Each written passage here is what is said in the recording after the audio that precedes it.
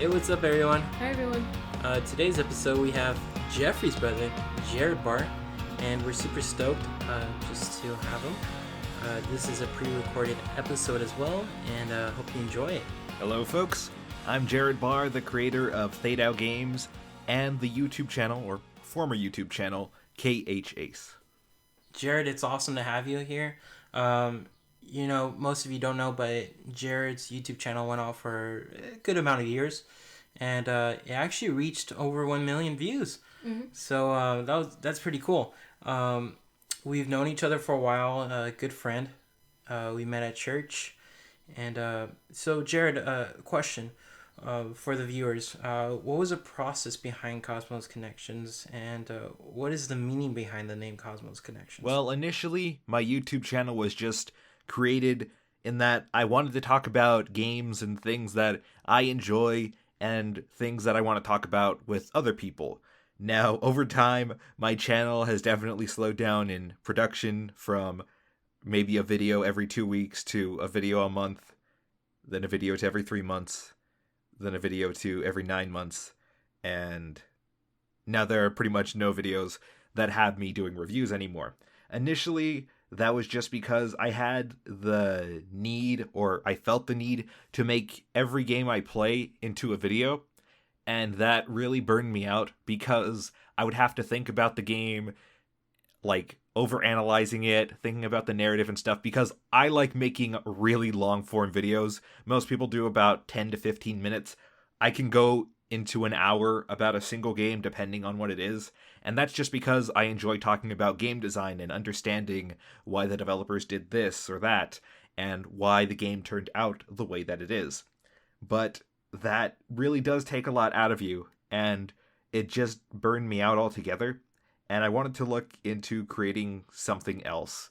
And that's what led me to creating Cosmos Connections. Not directly the YouTube stuff, but I was inspired in a different way. Now, back in around 2015, 2014, I played a game called Zero Escape Virtue's Last Reward, which is a mystery visual novel set in like an escape room setting, and the story was really compelling.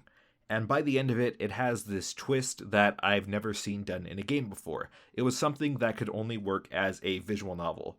And I was like, wow, I didn't know visual novels could be this interesting, because the most I had played up to that point was the Ace Attorney series, which is a murder mystery series that me and my mom love to play together. She's really into it, but it's not something that has like these deep, mind-bending twists.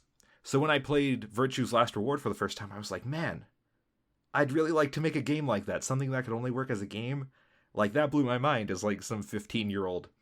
Then back in 2017, December specifically, I played a game by the creator Dan Salvato, and that is Doki Doki Literature Club. Now, Doki Doki Literature Club is like a psychological horror game where it looks like a normal dating sim, where as you progress through the game, it tackles some more darker, depressing elements like self-worth, self-harm, suicide, parental abuse. It goes through a lot of heavy things, but it's all handled in a very real way, so you're able to feel for the characters and understand them more. And when I found out that was created in a basic visual novel engine called Ren'Py, I'm like, I could probably make a visual novel, not in the same vein, not as dark as that, but I could definitely finally pursue what I wanted to make with a visual novel. And eventually, literally the day after I played the game, I started creating the design document for Cosmos Connections. It wasn't called Cosmos Connections at the time. I didn't figure out that name until about 6 months later, but it was definitely the biggest inspiration that pushed me towards making a game. That's so neat, bro. That's pretty And neat. we've gotten the chance to play the demo. Yep. We'll have it on our Instagram, Two Siblings Podcast Instagram. We'll have it out on the link below, so you can download and play it. But as we were playing it, we kind of saw the way the characters interacted. Mm-hmm. And was it your intentions to make this game into a dating sim? Well, there's a few things to that. First off, I didn't want it to be a dating sim, because Doki Doki Literature Club already did that. There are plenty of other dating sims that people play, and more importantly, one of the three characters that you're able to pursue a route with is your sister. And obviously, I don't want anything romantic involved with that, Oh yeah, which would be no. Yeah, very bad, yeah. obviously. So instead, I wanted to make something that I then dubbed a connection game. So a connection game now is more where it's focused on the friendships between people instead of the romantics between people. Now, that's not to say there aren't romantic elements with Tao and Jen's routes, but they are very reserved compared to most visual novel dating sims that you would play. Now, the Cosmos part, well, the game has somewhat of a Greek theme in most of its naming conventions. Like, I went a little off. Some of it is Danish, like Runia's inspiration. Jen's is just she wasn't meant to be a part of the game originally, so I was like, you know what?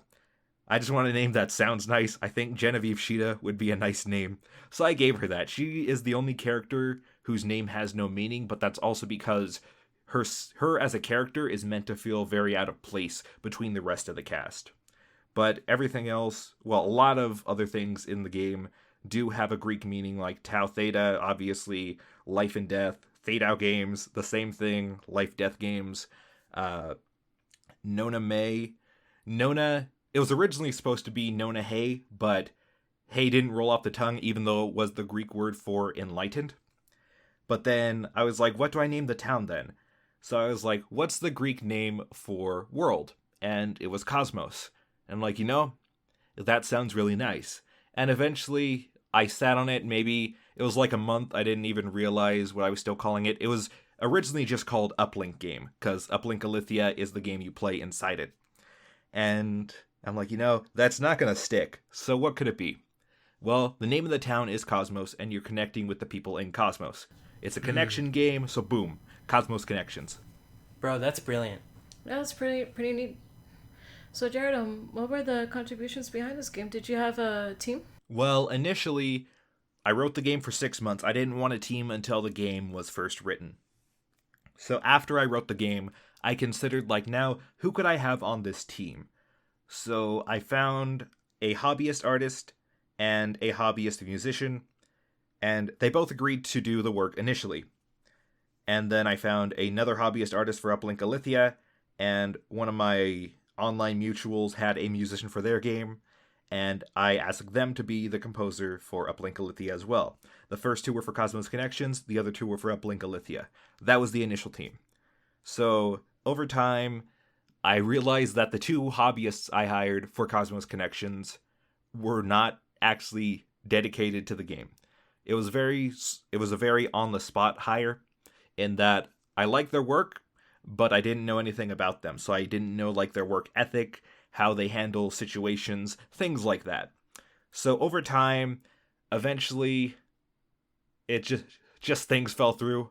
Back in February of 2019, my original artist had to quit because of personal circumstances and not actually being communicative with me. So she was pretty much out of the picture, and then she just quit.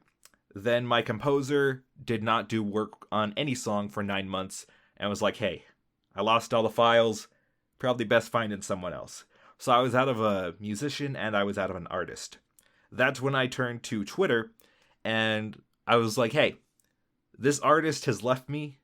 I mean, I wouldn't say I handled that situation well, but that's how I handled it. This artist has left me, so I need someone new on the team. So I had a whole bunch of people that I interviewed, a whole bunch of people wanting to do work for the game, but I'm very particular about the style I need. I need it to look a sort of step above Cosmos Connections or a step above Uplink Alithia in terms of lighting and shading. It needs to look a little bit more realistic, because Uplink Alithia looks more cel-shaded and cartoonish. So I needed that step above. And then I found my artist, whose name is Racy, and she was the one I hired due to her being very communicative, her promising to contact me with updates at least once a week. And we've pretty much been very close friends since then. She's been a really good artist to me. And while there are some points where she has had internal problems with her tablet, her family, her living situation, I've tried to be the good Christian and definitely make the effort to understand what she's going through and give her some leniency in that regard, because she always does deliver in the end. It's just making sure that she feels okay working on the game. Due to her being very communicative, her promising to contact me with updates at least once a week, and we've pretty much been very close friends since then. Like, she's been a really good artist to me. And while there are some points where she has had like internal problems with her tablet, her family, her living situation, I've tried to be the good Christian and definitely make the effort to understand what she's going through and give her some leniency in that regard, because she always does deliver in the end. It's just making sure that she feels okay working on the game. And even with voice actors later on, I did have one drop due to personal circumstances again, but over time, I acquired my team. I have 4 voice actors right now: Lizzie Hof, Amy Smith, Stephen Carlock, and Ruka Samuels. Those last 2 are actually my Christian voice actors. So we're able to be a little bit more honest about what we want out of these characters in the game, and they're able to feel comfortable working with me, knowing that I'm not going to turn their expectations around. Bro, it's been great to have you on the show. Yeah, it really has. We hope for the viewers listening, you guys definitely do check out his game or his demo.